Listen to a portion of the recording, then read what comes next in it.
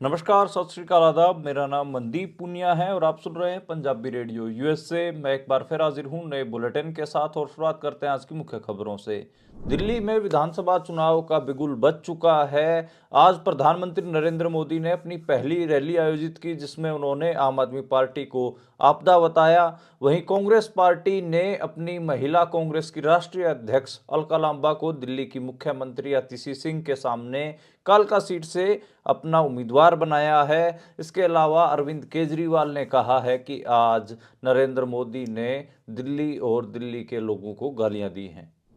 साध्वियों के rape case में सजा काट रहे गुरमीत राम रहीम को सुप्रीम कोर्ट से बड़ा झटका लगा है। उनको रंजीत सिंह हत्याकांड में अब सुप्रीम कोर्ट से नोटिस जारी हुआ है। उनके ऊपर लगातार रंजीत सिंह की हत्या का केस चल रहा है।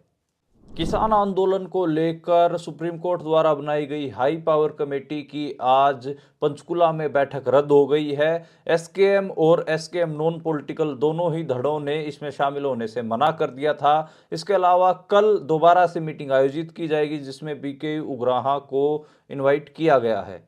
खनौरी बॉर्डर पर चल रहे किसान आंदोलन में भूख हड़ताल पर बैठे जगजीत सिंह डल्लेवाल को आज 39 दिन पूरे हो गए हैं। डॉक्टरों का कहना है कि उनके शरीर में सिर्फ हड्डियां बची हैं, मांस पूरी तरीके से खत्म हो गया है। उनकी मौत कभी भी हो सकती है। ये थी आज की मुख्य खबरें। अब करते हैं इन खबरों का विश्लेषण और शुरुआत करते हैं पहली खबर से। पहली खबर दिल्ली से आई और दिल्ली में विधानसभा चुनाव का बिगुल बज चुका है। साल 2025 में दिल्ली में विधानसभा चुनाव होने जा रहे हैं। फरवरी का महीना होगा जब विधानसभा चुनाव होंगे।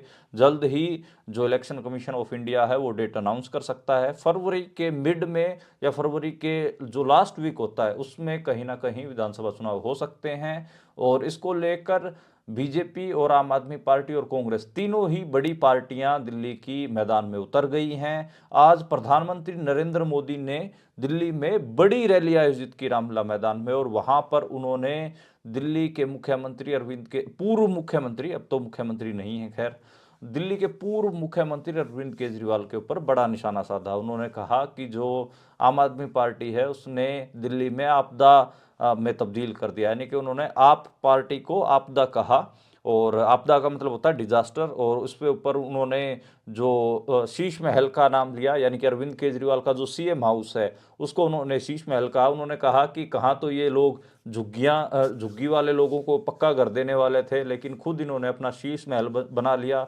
इसके अलावा उन्होंने शराब घोटाले की बात कही। इसके अलावा उन्होंने प्रधानमंत्री नरेंद्र मोदी ने अरविंद केजरीवाल के ऊपर शिक्षा के स्कूलों के अंदर भी घोटाले की बात कही, भ्रष्टाचार करने की बात कही।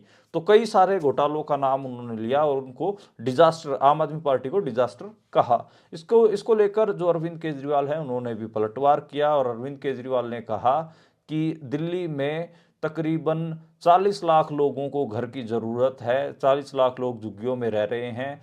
अगर ये 10 साल से इनकी केंद्र में सरकार है, अगर ढंग से काम करते तो लोगों के सर पर छत हो सकती थी। और उन्होंने कहा कि केंद्र सरकार ने दिल्ली में कोई विकास कार्य नहीं किया है। उन्होंने कहा कि प्रधानमंत्री ने आज दिल्ली और दिल्ली की चुनी हुई सरकार को गालियां देने की कोशिश की है। तो एक हिसाब से अरविंद केजरीवाल का पलटवार आया और उन्होंने कहा कि दिल्ली के लोगों को प्रधानमंत्री नरेंद्र मोदी गालियां दे रहे हैं। तो ये आज पूरा राजनीतिक घटनाक्रम दिल्ली में चला। और आज एक घटनाक्रम और सामने आया। कांग्रेस पार्टी ने अपनी महिला कांग्रेस की राष्ट्रीय अध्यक्ष अलका लांबा को दिल्ली की मुख्यमंत्री अतिशी सिंह के खिलाफ चुनाव मैदान में उतार दिया है। कालका सीट से वे चुनाव लड़ेंगी और कालका विधानसभा सीट से अतिशी सिंह और अब अलका लांबा आमने सामने हैं। बीजेपी भी जल्द से जल्द अपना उम्मीदवार घोषित कर देगी। तो मुकाबला दिलचस्प होने जा रहा है क्योंकि कांग्रेस पार्टी ने भी अपनी हैवीवेट कैंडिडेट को कहीं ना कहीं दिल्ली की मुख्यमंत्री के सामने उतारा है। इसके अलावा कांग्रेस पार्टी की तरफ से संदीप दीक्षित जो कि दिल्ली की पूर्व मुख्यमंत्री शीला दीक्षित के पुत्र हैं वो भी मैदान में दिख रहे हैं। और जो मेन कंटेंडर है कहीं ना कहीं बीजेपी नजर आ रही है। कांग्रेस उस हिसाब से सीन में नजर नहीं आ रही। तो मेरे को लगता है कि कांग्रेस तो वहां पर तीसरे नंबर पर रहेगी और कुछ सीटें जीतने का प्रयास करेगी। लेकिन बीजेपी कहीं ना कहीं कोशिश कर रही है कि अब की बार आम आदमी पार्टी से वो दिल्ली को छीन ले। तो इसकी तमाम कोशिशें शुरू हो रही हैं और बड़ा मुश्किल हो रहा है। दिल्ली में जो लिबरल, लेफ्ट लिबरल लोग बैठे हैं या फिर कहिए कि जो सिविल सोसाइटी बैठी है वो पहले अरविंद केजरीवाल आम आदमी पार्टी को भी ये कहते हैं कि वो आरएसएस की बी टीम है, और बीजेपी को तो नफरत करते ही हैं क्योंकि सांप्रदायिक पार्टी है, कम्युनल पार्टी है। तो अब जो सेकुलर लोग हैं दिल्ली में, उनके लिए मुसीबत आन पड़ी है, क्योंकि बीजेपी को वहां पर आम आदमी पार्टी हरा सकती है, और बीजेपी आम आदमी पार्टी को जो सेकुलर लोग हैं वो पहले बीजेपी की बी टीम कहते रहे हैं, आरएसएस की बी टीम कहते रहे हैं। ऐसे में बड़ा उनको परेशानी हो रही है। अब आम आदमी पार्टी को कहीं ना कहीं ये सेकुलर सेक्शन डिफेंड भी करने लग गया है। तो एक हिसाब से बड़ी टफ स्थिति है जो दिल्ली में लेफ्ट लिबरल हो गए या सेकुलर लोग हो गए, या फिर कहिए कि सो कॉल्ड सिविल सोसाइटी है, उसके लिए बड़ी टफ स्थिति है, जिसको वो आरएसएस की बी टीम कह रहे थे पहले, अब उसी को डिफेंड करना पड़ रहा है।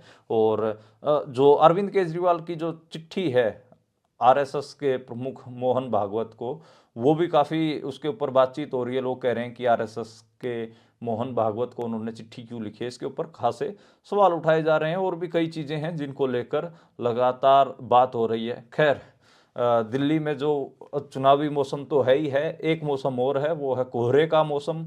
घना कोहरा, बादल छाए रहे, अंधेरा कायम रहा।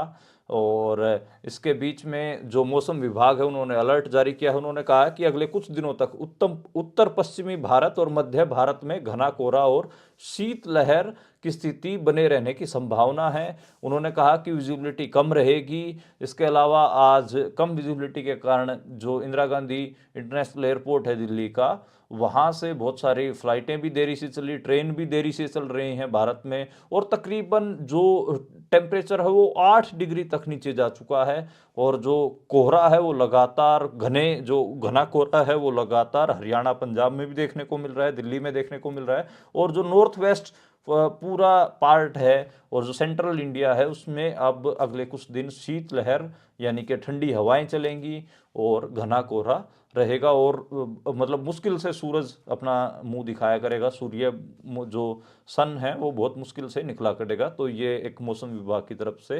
अपडेट आई है, और ये लगभग 48 घंटे के लिए तो ये अपडेट है ही है। इसके अलावा अगले कुछ दिन, जिसमें वो लगभग एक सप्ताह का टाइम पीरियड मान के चल रहे हैं, जिसमें सेम स्थिति रहने की बात उन्होंने कही है।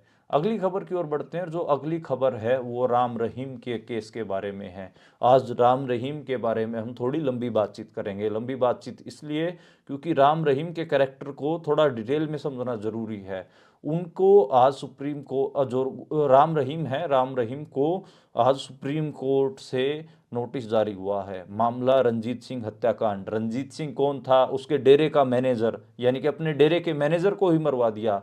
मरवाया क्यों? यहाँ इस सारे सवालों के जवाब देंगे। लेकिन एक मोटा मोटा पहले बात कर लेते हैं कि आज हुआ क्या है। दरअसल ये घटना आप सबको पता है कि साध्वियों वाले केस की है। और साध्वियों के रेप केस में ही जो गुरमीत राम रहीम हैं वो जेल के अंदर हैं। उनको 10 साल की सज़ा हुई है और सीबीआई ने उनको ये सज़ा सुनाई थी। अब एक हत्याकांड हुआ। उस साध्वियों ने साल 2002 में एक चिट्ठी लिखी थी प्रधानमंत्री के नाम पे। उस समय अटल बिहारी वाजपेयी बीजेपी की सरकार थी और वो प्रधानमंत्री होते थे। वो चिट्ठी लीक हुई। उस चिट्ठी को छापा वहाँ के एक अखबार ने, जिसमें आप सबको पता है कि बाद में रामचंद्र छत्रपति जी की हत्या भी कर दी गई। जिस पत्रकार ने उस चिट्ठी को छापा था, उसको जो गुरमीत राम रहीम है और उसके गुर्गे हैं, उन्होंने उसका कत्ल कर दिया। और उसके बाद रामचंद्र छत्रपति की हत्या, और एक हत्या और हुई, वो थी जो डेरे के मैनेजर थे रणजीत सिंह, उनकी भी हत्या हुई। और उसकी हत्या इस वजह से की गई कि राम रहीम को शक हुआ कि जो ये चिट्ठी लीक हुई है साध्वियों की, इसको लीक करने में रणजीत सिंह का हाथ है। और उसके कारण ये सारा मामला चला। लेकिन हाई कोर्ट में जो गुरमीत राम रहीम थे वो बरी हो गए थे। अब सुप्रीम कोर्ट में जब मामला पहुंचा तो अब उनके ऊपर शिकंजा कसा जा रहा है। 23 साल हो गए हैं। आप साल 2002 में रणजीत सिंह की हत्या हुई, आज 23 साल बाद हम बात कर रहे हैं। और मामले में 19 साल बाद राम रहीम और उनके साथियों को जो सीबीआई की पंचकुला कोर्ट थी उसने सज़ा सुनाई थी, आप सबको पता है। और 3 साल बाद हाईकोर्ट से जाकर वो फिर बरी हो गए थे। और कहीं ना कहीं जो पूरा मामला है, जैसे ही वो 2002 में चिट्ठी लीक होती है उसके यौन शोषण की, और तुरंत जो रणजीत सिंह थे वो साल 2002 में डेरा सच्चा सौदा के मैनेजर थे और वो छोड़ देते हैं, वो अपना पद छोड़ देते हैं, डेरे को छोड़ देते हैं। रणजीत सिंह कुरुक्षेत्र के रहने वाले थे और उनका परिवार डेरे से जुड़ा हुआ था, सब कुछ ठीक चल रहा था। अचानक से एक जो गुमनाम चिट्ठी जो हुई उसी को लेकर पूरा विवाद हुआ। उसके बाद जो पत्रकार था, जिस पत्रकार ने, रामचंद्र छत्रपति उनका नाम था, रामचंद्र छत्रपति ने उस चिट्ठी को छापा। उसके बाद रामचंद्र छत्रपति की हत्या कर दी गई। उसके बाद रणजीत सिंह की गोली मारकर हत्या कर दी गई कि जो गुमनाम चिट्ठी थी उसमें रणजीत सिंह ने ही उस गुमनाम चिट्ठी को वायरल करने में मदद की थी, ये बात आई। और इस चिट्ठी में रणजीत सिंह की बहन का भी जिक्र था। ये एक बड़ी बात है। इस चिट्ठी के सामने आने के बाद रणजीत सिंह को डेरे में बुलाया गया, जहां उसे गंभीर नतीजे भुगतने की चेतावनी दी गई थी। हालांकि रणजीत सिंह ने कहा कि इस चिट्ठी के पीछे उसकी कोई भूमिका नहीं है, जिसके बाद उसकी हत्या कर दी गई। तो ये पूरा मामला है। उसके बाद आप सबको पता है कि जैसे ही शुरुआत में इस मामले में राम रहीम का नाम नहीं था, लेकिन साल 2003 में जब इसकी पूरी जांच सीबीआई को सौंपी गई, उसके बाद कहीं ना कहीं राम रहीम का नाम आता है। साल 2006 में राम रहीम के ड्राइवर खट्टा सिंह के बयान पर डेरा प्रमुख को का जो नाम था वो लिखा गया। इस मामले में 2007 में कोर्ट ने आरोपियों पर आरोप तय किए थे, यानी कि जो केस आगे बढ़ा था। खट्टा सिंह का स्टिंग बहुत इंपॉर्टेंट स्टिंग है, जिसमें खट्टा सिंह ने ये बात कही थी कि राम रहीम ने ही ये हत्या करवाई है। और स्टिंग ऑपरेशन के बाद ही कहीं ना कहीं सीबीआई के ऊपर भी प्रेशर पड़ा और सीबीआई ने जो राम रहीम का नाम भी इस मामले में रखा। उसके बाद आप सबको पता है कि जो पूरा मामला है वो हाई कोर्ट में था और हाई कोर्ट ने उनको जो कहीं ना कहीं वो बरी कर दिया, राम रहीम को बरी कर दिया। राम रहीम के ऊपर कई सारे मामले चल रहे हैं। इसमें मैं आपको बता देता हूं कि मामले कौन कौन से हैं। दो दो मामले तो यही है कि एक मामला तो ये है कि 400 भक्तों को नपुंसक बनाने का मामला है गुरमीत राम रहीम के ऊपर। 400 भक्तों को नपुंसक बनाने के मामले में भी आरोप तय हो रखे हैं और वो पंजाब और हरियाणा हाई कोर्ट में वो मामला चल रहा है और एफआईआर दर्ज हाई कोर्ट के उस पर हुई थी। और इस केस में एमपी सिंह और पंकज गर्ग समेत 2 डॉक्टरों को भी आरोपी बनाया गया है। ये मामला पंचकुला सीबीआई कोर्ट में अब अंडर ट्रायल में है। दूसरा मामला है धार्मिक भावनाओं को ठेस पहुंचाने का मामला। आप सबको पता है जिसके वजह से सुखबीर सिंह बादल को श्री अकाल तख्त साहिब से सजा हुई है, वो मामला भी चला हुआ है, क्योंकि साल 2015 में फिर से रिवीजन पिटीशन दायर की गई थी। केस हरियाणा और पंजाब हाई कोर्ट में पेंडिंग है। तो अब जो रिवीजन पिटीशन दायर की गई थी उसके ऊपर अभी तक कोई सुनवाई मतलब उस हिसाब से नहीं हुई है।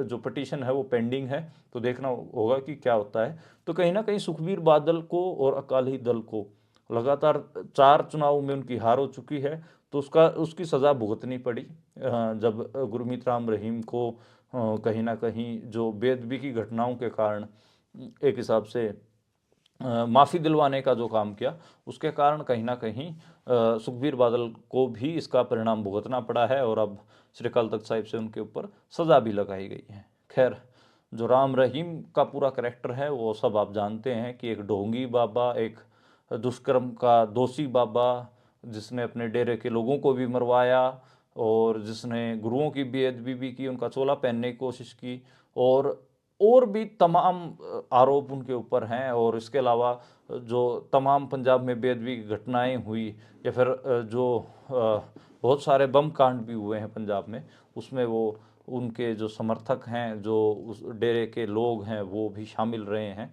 तो काफ़ी विवादास्पद कैरेक्टर है। मैं कभी राम रहीम के ऊपर एक बार डिटेल में बातचीत करूंगा, जिसमें मैं आपको राम रहीम कैसे डेरे का प्रमुख बना, क्या कैरेक्टर था, किसने उसको बैठाया, कैसे उसने जो एक हिसाब से जुल्म किए लोगों के ऊपर, अपने डेरे में औरतों के ऊपर जुल्म किए, अपने लोगों को मरवाया, पत्रकारों को मरवाया, लोगों को नपुंसक बनवाया।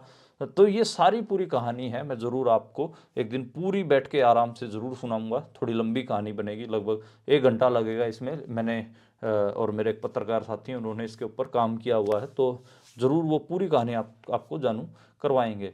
अगली खबर की ओर बढ़ते हैं और जो अगली खबर है वो किसान आंदोलन के बारे में है। आज किसान आंदोलन के ऊपर सुप्रीम कोर्ट द्वारा बनाई गई हाई पावर कमेटी की पंचकुला में किसान यूनियनों के साथ बैठक थी, लेकिन बैठक रद्द करनी पड़ी क्योंकि संयुक्त किसान मोर्चा गैर राजनीतिक किसान मजदूर मोर्चा, तीनों ही फ्रंट जो पंजाब में अभी किसानों के हैं, तीनों ही फ्रंटों ने उसमें शामिल होने से मना कर दिया, जिसके कारण इस हाई पावर कमेटी को अपनी मीटिंग टालनी पड़ी। अब कल दोबारा से मीटिंग रखी गई है, जिसमें उम्मीद है कि बीकेयू उग्राहां के लीडर साहिबान उसमें शामिल होंगे, अपनी बात रखेंगे।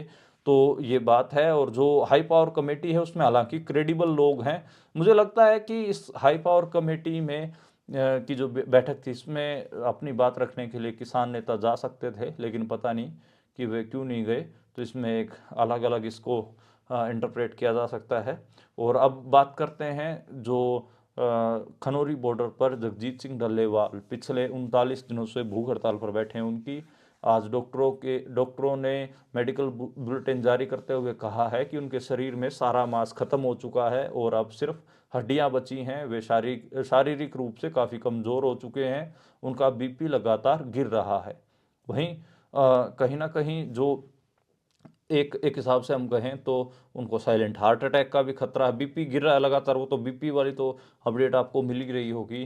किडनी फेलियर, हार्ट फेलियर, तमाम तरीके के जो मल्टीपल ऑर्गन फेलियर के जो खतरे हैं वो उनको लगातार बने हुए हैं। इसके अलावा सुप्रीम कोर्ट ने कल अपनी सुनवाई के दौरान कहा था कि जो किसान नेता हैं वो सोच समझ कर बयान दे, वो कुछ भी बयान दे देते हैं। इसको लेकर आज किसान नेताओं ने कहा है कि आंदोलन में जो एसकेएम गैर राजनीतिक और किसान मजदूर मोर्चा के जो नेता हैं वो सभी बहुत जिम्मेदारी के साथ संविधान के दायरे में रहकर भाषा की मर्यादा के अनुसार बयान देते हैं, और सभी ऐसे ही कोई उठकर बयान नहीं देता। तो ये एक मामला है। आज जगजीत सिंह डल्लेवाल ने सुबह उठकर एक 10 मिनट आज एक मिनट का करीबन 1 मिनट का वीडियो शेयर किया, जिसमें उन्होंने 4 जनवरी को खनौरी बॉर्डर पर लोगों को पहुंचने की अपील की है। उन्होंने कहा है कि आप सबको पता है कि एमएसपी की लड़ाई लड़ी जा रही है। जो जो देश के लोग इस एमएसपी की लड़ाई का हिस्सा हैं और मजबूती से इस लड़ाई को लड़ना और जीतना चाहते हैं, वे सब खनौरी बॉर्डर पर कल पहुंचे। मैं आप सबके दर्शन करना चाहता हूं। 4 तारीख को दर्शन देने की कृपालता करनी है। मैं आप सबका आभारी रहूंगा। तो जगजीत डल्लेवाल ने जो पंजाब और हरियाणा की संगत है उसके सामने हाथ जोड़ के आज अपील की है कि कल 4 जनवरी को खनौरी बॉर्डर जरूर पहुंचे। खनौरी बॉर्डर पर एक अहम पंचायत, हम कहेंगे महापंचायत कहीं ना कहीं होने जा रही है, जिसमें आंदोलन की आगे की रूपरेखा क्या होगी वो तय की जाएगी। तो एक मोटा मोटा ये समझ में आ रहा है कि चीज़ें बहुत अलग दिशा में जा रही हैं, जिसमें जो जगजीत सिंह डल्लेवाल हैं उनकी स्थिति भी खराब हो रही है, लेकिन सरकार उसके लिए कुछ कर भी नहीं रही है और सुप्रीम कोर्ट अपने अलग से अपने राग अलाप रहा है। तो ये बहुत अजीब स्थिति अभी बनी हुई है किसान आंदोलन को लेकर। और जो संयुक्त किसान मोर्चा है वो आंदोलन में शामिल भी नहीं हो रहा और अनाप शनाप बयान भी दे रहा है। बूटा सिंह, आज संयुक्त किसान मोर्चा की लुधियाना में बैठक हुई, जिसमें बूटा सिंह ने अनाप शनाप बयान देते हुए कहा कि अनशन पर बैठकर लड़ाई नहीं जीत सकते, किसानों में एकता जरूरी। मतलब आप खुद तो आंदोलन में शामिल हो नहीं रहे हो, किसी के अनशन को आप कह रहे हो कि इससे लड़ाई नहीं जीती जाती। तो ये बड़ी अजीब बात है। एसकेएम के लीडर्स को गैर जिम्मेदाराना बयान देने से बचना चाहिए। अगर आपके अंदर लड़ने का मादा है तो आप मैदान में आइए। ऐसे छिपकर या फिर मीडिया में अजीब किस्म के बयान देने से बात नहीं बनेगी। तो आज के लिए इतना ही। कल दोबारा मुलाकात होगी नई खबरों के साथ, नए बुलेटिन के साथ। आप देखते और सुनते रहिए।